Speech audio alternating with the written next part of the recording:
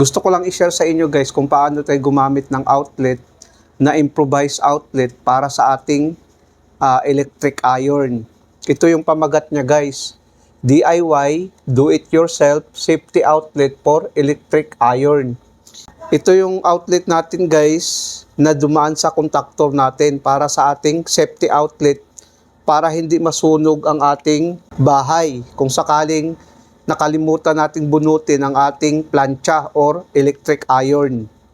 Marami na rin kasing mga cases sa Pilipinas kung bakit nasusunog ang bahay dahil nakalimutang bunutin ang plancha sa saksakan.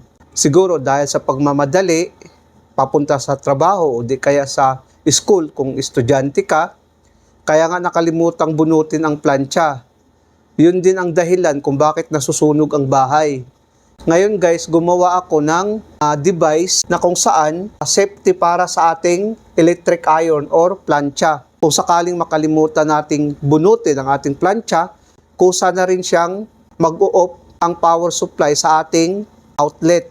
Safety sa ating plancha na hindi siya magkakaroon ng sunog sa ating bahay. Ngayon, tansyahin mo lang kung ilang minuto ka magpa-plancha tapos isetting mo itong timer natin na on-delay timer. Para ma-estimate mo kung ilang minuto lang siya, pagkatapos nun, ang timer na mag-o-off sa contactor natin. Ang resulta ng diagram na ito na yung wiring niya, kabuuhang wiring niya. Ito ay red, ito naman ay green, red at saka green. Ngayon guys, paglagyan natin to ng power supply, ang line 1 at saka line 2 or neutral, pag i-press natin itong start button, magko-close ito guys, gaganon ito. Ang kuryente ngayon dadaloy dito, no?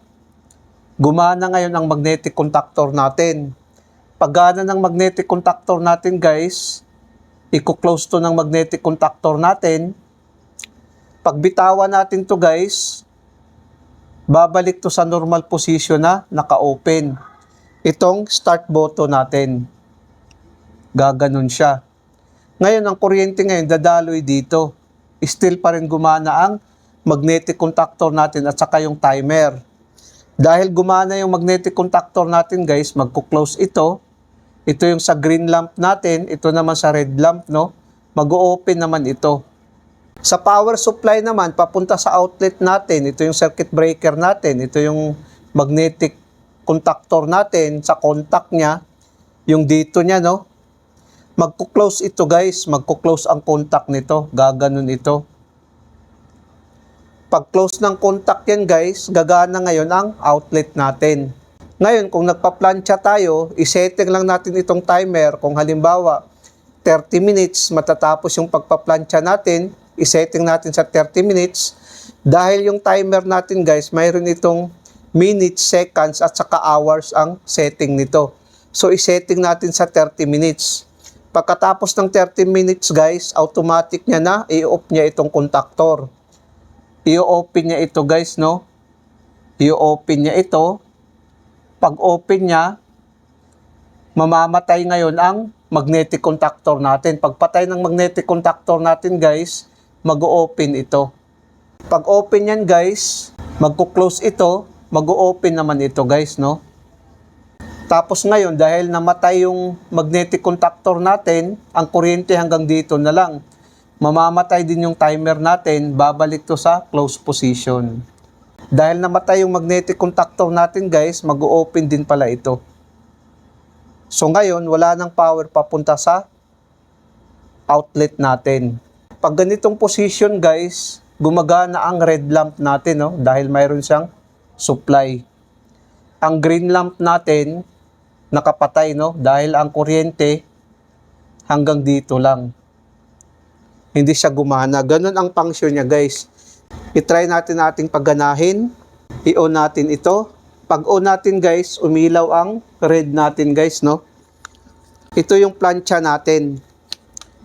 Ito yung plancha natin guys. Ito yung makabagong plancha kasi ngayon. Tapos ngayon, isasaksak natin dito.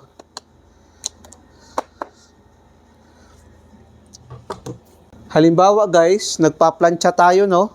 I-on natin tong start button. Pag on niya, gagana ngayon ang outlet natin, no? Ngayon, magpa-plancha tayo, no? Ito kasi yung makabagong plancha ngayon. Ganun siya.